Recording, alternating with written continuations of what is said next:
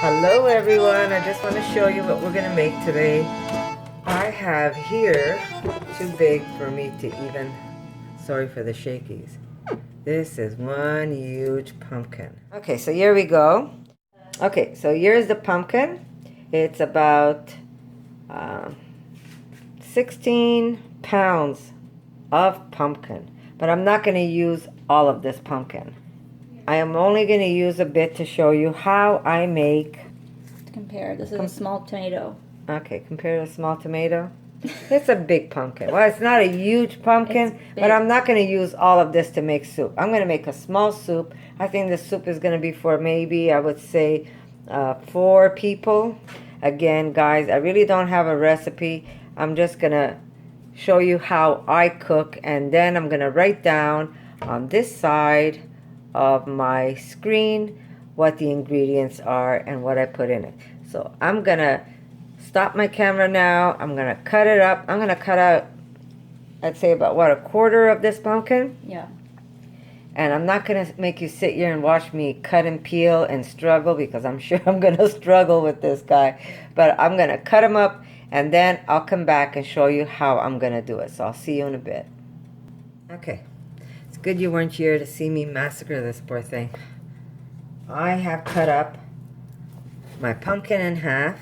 Now, we all know that we can make some wonderful recipes with the seeds. Do not throw these things away. Do separate them. We can make some nice spicy, I'll probably make a recipe for you. It's very easy, some nice spicy, but I'm sure everybody knows how to make pumpkin seeds in the oven.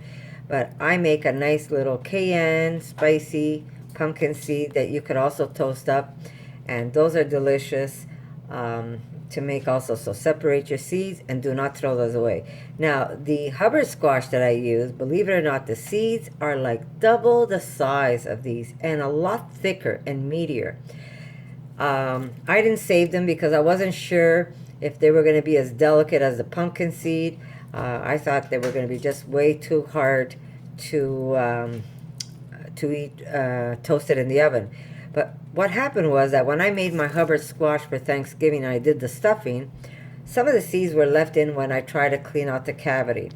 And when we went to eat our squash and there was a couple of seeds in it, believe it or not, the seeds swelled up, and it was such a beautiful and meaty texture to that seed. You didn't even have to clean the... Buttery. And buttery, yeah. We didn't even have to discard the shell. We just ate it completely with our stuffing. It just got very tender, the skin, and the inside just swelled up, and it was just delicious. So we had a couple of those in our squash when we did the Thanksgiving squash, and they were to die for inside. Now, I don't recommend leaving all the seeds in, but what you can do next time, which I'm going to do next time, I'm going to clean out some of the seeds from the Hubbard, and I will definitely mix it in with my stuffing because it was really good, eh, Erica? Yeah. It was delicious. I have to try them also toasted. I haven't tried them, so we don't have one now to try. But I'm sure with my daughter, I'm going to be picking up another Hubbard, another pumpkin for sure, because she loves her squash. So I'm going to cut this up, and I'll come back. I'm not going to use all of it. Oh, sorry about that, guys. My God, I'm always shaking you. I'm going to see. I'm going to play it by ear how much I'm going to use, and maybe measure it for you so you have an idea. But we're going to make a delicious, fresh pumpkin soup. And don't mind my container. But I did make earlier. Jeez. My God. It's like I'm arm wrestling with... Okay, here we go. I made some fresh sour cream that I'm going to use with the soup. Now, if you want this recipe, I'll link you. I have a very delicious sour cream I make. Just get your nuts ready. You need to soak at least 1 cup of cashews. And when you soak nuts, you have to soak them for at least 2 hours. So you do need to soak those nuts if you want to have this soup ready for either tonight or tomorrow. But my sour cream is done, and I am going to show you how I make my delicious pumpkin soup. You will love it. So I'll see you in a bit.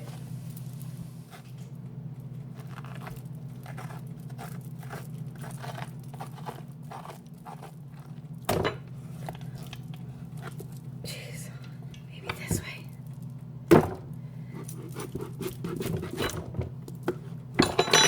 This is what Halloween's all about. God. Massacre of the Pumpkin. Note to self. Let hubby clean your pumpkin. Look at that. I'm going to have to get a Band-Aid and wear a glove, guys. Hold on. I'll be back. Okay. Got the Band-Aid going. See, just in time for Halloween. Make pumpkin soup and make a bloody mess, right? Okay, so I cut almost. This is what I have left from my half that I cut. So we're gonna see. I'm probably gonna make more soup than I thought I was gonna make, but I want to either roast this in the oven, or you with a little bit of olive oil. You could put this in a cast iron pan or in any tray, I guess. You want to first roast this, and then we're gonna put it in a stock pot or a smaller type of stock pot, and we're going to cook it a little in there. So for now, I'm just gonna cut this up. Okay, so I have my beautiful seasoned cast iron, which you really can't see because how my camera's situated, but I'm just gonna cut in pretty large chunks, as so, and always keep your finger, or I need a glove, right? In case it starts bleeding on me. You know the saying, I put all of me in dinner? Literally. Literally. Okay, so here we go. Alright, so here's my cast iron, and I'm just gonna cut chunks, and I'm shaking you up again, and I'm going to put this in the oven, and we're gonna put this on a high. I'm not gonna put this on the lowest rack. I'm gonna put it one rack up, but I'm gonna put this at a 400-degree oven. There we go. And you want this to kind of cook quickly, because I find the longer the food cooks, the more you're killing its nutrients. So I'm just gonna blast it with heat and get this going a little. And then we're gonna transfer this into my pot. But, oh, I said I was gonna measure this for you, right? Okay, let's see what we have here. These are big. This is a 4-cup measuring cup, and these pieces are pretty big. I'll show you what it looks like in the palm of my hand. So let's see how many of these fit in here. Don't mind the little specks, that's just salt and pepper that was left in my pan when my daughter actually made some delicious potatoes in there. Okay, so with the space, I mean, you know, there's always spaces and gaps. I would say maybe 3 cups so far. Let me see. Let me take this out so I could really measure for you. So, yeah, I'd say about 3 cups. Who's eating it? The squirrel. Of course the squirrel's eating it. Okay, so we have 3 cups.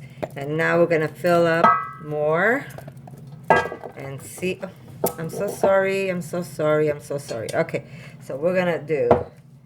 So it looks like I have another 3 cups. Easy. So that's 6 cups of very large pieces of pumpkin. And then I still have a little more. So that's 6. So this is going to be a nice size soup. And if there's always leftovers, you know, it's a good thing, right? I know some people don't like leftovers, but our family does like leftovers. Okay, so this is, I'd say about maybe 7.5 cups of pumpkin. And I'm going to put this in the oven. First, I'm going to just drizzle some olive oil. Erica? Can I have some olive oil, love? And we're going to put this into the oven. And we're going to just blast it with some high heat and just kind of get it a little roasted. To show, Here. I'm going to have to show my friends. Do you see what he's doing? He's having dinner with us. Okay, so here's some olive oil. And then you could either toss it or just leave it the way it is. And we're just gonna put this in the oven. I have it preheated at 400. Erica, do you want to fill up my other container? I'm gonna preheat the, I have the oven preheated at 400, so I'm gonna put this in the oven and we're just gonna cook this a bit. Now, if you don't wanna do it in the oven, what you could do is put it in your stock pot and you're gonna put olive oil and you're gonna cook it on the burner till it gets nice and soft. Not too soft, but nice and soft. You're gonna see it's gonna start getting a little more transparent. I'll give you an example. In color, you're gonna see that it's gonna get more this color, and you know that it's cooking. So we're going to put this in the oven and then we're gonna put it in a stock pot. Okay guys, I'll see you in a bit. And his back is to the door. He's just like, You know why his back is to the door? why? Because he's checking out to see if any other squirrel's coming. We have Mama, we call her Mama Squirrel, and how do we distinguish her? Is that she had some accident for sure in the springtime because she was missing the tip end of her tail, and it was bloody and sore, and there was no way I could have captured her, but we fed her so well that in no time at all she healed, but she's still missing that very tip of her tail. And she, trust me when I tell you, she eats well at my house. She eats well, but she was also pregnant and she was lactating. So this was early spring, and her and her, I say her and her hubby, they would come every day together. We call him Oliver because he was like a little beggar, and her, we call her Mama Squirrel. And next thing you know, now it's like a whole family. So we have the whole family out there, believe it or not, because now they're big and they're coming over to eat, and they're doing the same thing that Mom does. What Mom does, believe it or not, if she stands at our door, our patio door on the side of our house, and she begs, she puts her little hands over like this, and if she sees that nobody's paying attention to her, she throws herself against our glass door to let us know. It's like she's knocking at the door. It's like, hello, I'm here, I want to be fed. Hubby doesn't do that, but she surely does. And now her babies are doing the same thing. They're coming right up to the door and they put their little hands together like, please feed me. And if you don't hear them, they just throw themselves against the door until you feed them. They are the cutest little family ever, and we just love them. We really, this is how I cut my hand, believe it or not. Guys, do not do this. I didn't cut my hand, I cut my thumb. And this is a very sharp knife. I'm doing it this way, which is wrong, because if it slips like it did before, and it went right across my finger, it looked like it was nothing there, but it went in. So I should be doing it this way. Or better yet, let hubby do it for me. But I just want to explain what I'm going to do with this. I'm going to put this in the freezer because I'm going to make raw dessert with this pumpkin. Now, I only took a bit. Half of my pumpkin is wrapped up nicely and it's in the fridge because I'm sure Erica's going to want something else with her pumpkin. And so I'm just going to clean it up tomorrow because I don't have time today. And plus my daughter wanted to go out and have a nice lunch today, which I wasn't able to do. But I told her we're going to go out tomorrow. We're probably going to go to Ovive and enjoy a nice lunch together. But for now, it's work time for me, which means making food and recipes for you guys. I call this work for me, but not work that I hate doing. I love doing this type of work. It's one of the best jobs ever, is just to cook for you guys. And what makes me really happy is when you come onto my page and you tell me you've tried my food and how much you like it. That is the best payoff ever. I promise you. Something else really makes me happy to hear you guys are enjoying my food, especially my seitan dishes that I make, or the meat. And that milk meat is something else really. I'm going to show you how I make my what you call tofurkey. Hopefully I'll be able to do one this week so I can add it to my Thanksgiving series. Like one of my followers said, they're enjoying my series, and thank you. I'm enjoying making them for you guys. So here we go. I am gonna put these ones into the freezer, and they're gonna be for, did you see that? I slipped again. Not good, Connie.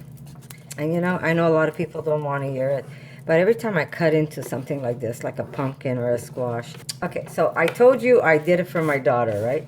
That's how I became vegan. There was no way I was gonna devastate this child. She was a teenager. She's now 25 years old, but she was a teenager when she came home devastated. And I promised her that I would never bring meat into my house or make another meat dish as long as I live. I will not be the one who's going to disappoint her, because you know what? I brought her into this world as a mother, and I love my kids so dearly that I'm going to do whatever it takes to make them happy and to do what I can for them. This is my job as a parent, and to be a good example also. So every time I cut something like this, and I'm going in with a knife, because like I said, first I started off for her, then I noticed my health just was, I can't even tell you. I was so sick, and you know what? My daughter's telling me I should make a video, and I will make another video sitting there looking at you, talking to you. I will. And I'll tell you my life story. But I was so sick. It was horrible. I could not eat without basically crying after each meal. And after I became vegan, shortly after, we're talking the same day, I actually did not have problems that night. And I haven't ever since. So I did it for my daughter, then I did it for my health, and then I started to see the reality of what these animals go through. And I'm not condemning anyone. I mean, you really have to make a connection. That's the only time someone really becomes vegan. And it's not even when they do it for themselves, because the word vegan has nothing to do with just not eating meat. It goes past and beyond that. Vegan means not wearing meat, not eating meat, not wearing leather, not being part of the standard American diet, and the killing of animals. That's what the word vegan means. It has nothing to do with just, because I know if you do it for your health, you still really don't care about the animals. And I'm being honest, and I'm being very frank about that. When you start doing for the animals, then you become a true vegan, and then you really are doing it for them and not even for yourself anymore. Because I'll tell you something, if someone told me, Connie, if you eat meat, I'll give you $1 million, I wouldn't do it. Not even for the $1 million. And trust me when I tell you that. Okay, so we're gonna, and I'm gonna take this bit of pumpkin that I have left, that I had left from the half that I cut, and I'm gonna put this in the freezer. So actually I should cut them even a little smaller. This way, if my daughter wants a pumpkin smoothie or a frozen pumpkin ice cream, which is to die for, I will make that for you one day and show you how easy it is. And yeah, so this is going to go in the freezer for dessert or smoothies. And that's it for now. And then I still have a half that I have to deal with, but this is it for now. So I'm going to come back and I'm going to show you how easy it is to make that soup. And the best part is when you go try it, how delicious it really is. So I'll see you in a while, guys. Okay, so I did jack up the oven. I put it at 450. So that's the temperature I'm going to keep it at. And I'm going to be able to get that cooking fast enough. And then I'm going to show you how easy it is to make this soup. So I'll see you in a little bit. We're going to put a little bit of olive oil down in your pot.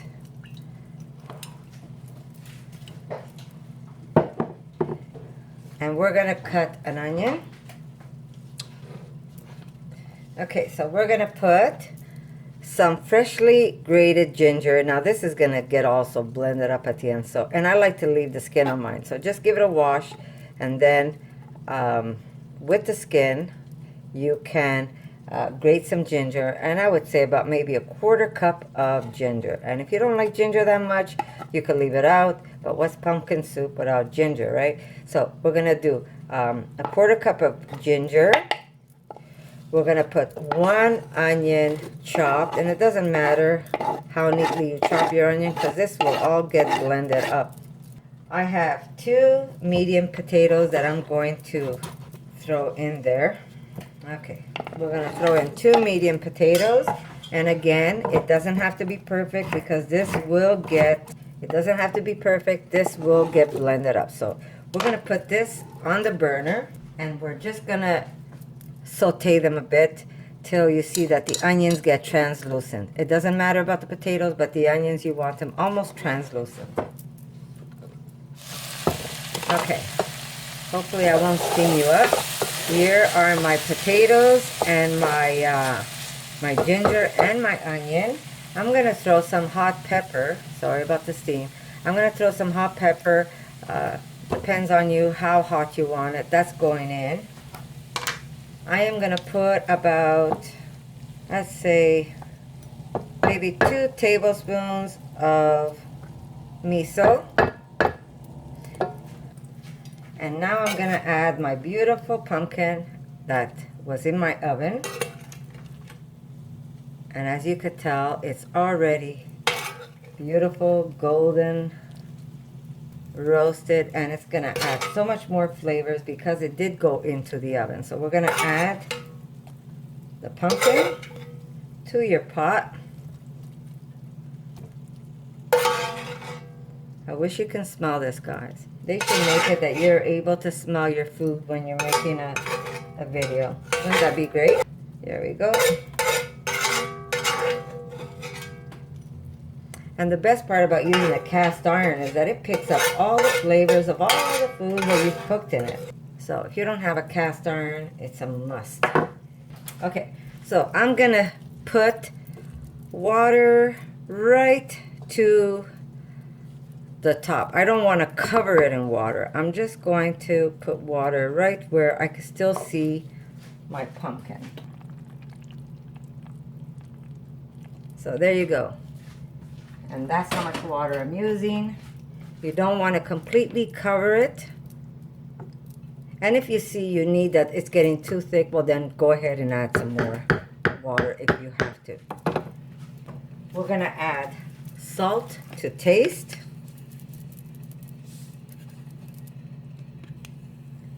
Remember, less is more. We're gonna put just a pinch of nutmeg, a very tiny pinch of clove, and with black pepper you could put 1, 2, 3 large pinches, but you might want more too. So we're gonna put this to cook. We're gonna let it cook for at least 20 minutes, and then we're gonna blend it up. Okay, so here we go. I'm hoping not to steam you up too much. Here we go. Okay, so we're gonna add to this. Now, if you want to go fatty, I say use coconut, the coconut milk cream that's in the cans. But if you want to go a little healthier and not as fatty, we're gonna add some delicious almond milk. We're gonna add 1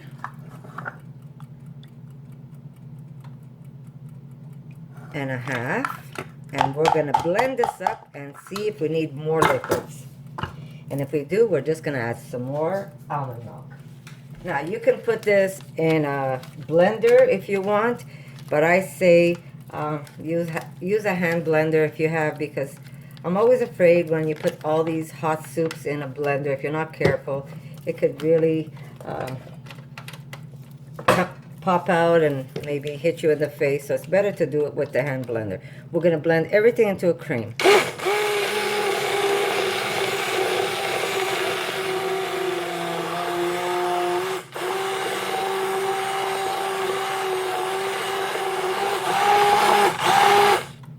Your soup is ready. Now, I am going to serve this and show you how I would serve this soup.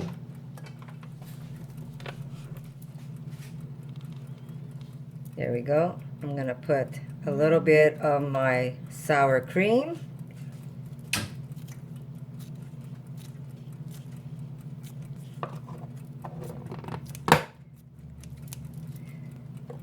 Some shallots, the greens of shallots, and some chives,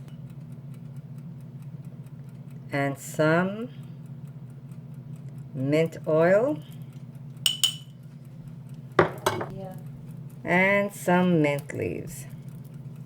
If you don't have mint, you could use basil, and if you you could also use the pesto oil in your soup. And this is how I serve my soup. So if you like this recipe, give me a thumbs up, and I'll see you in my next video.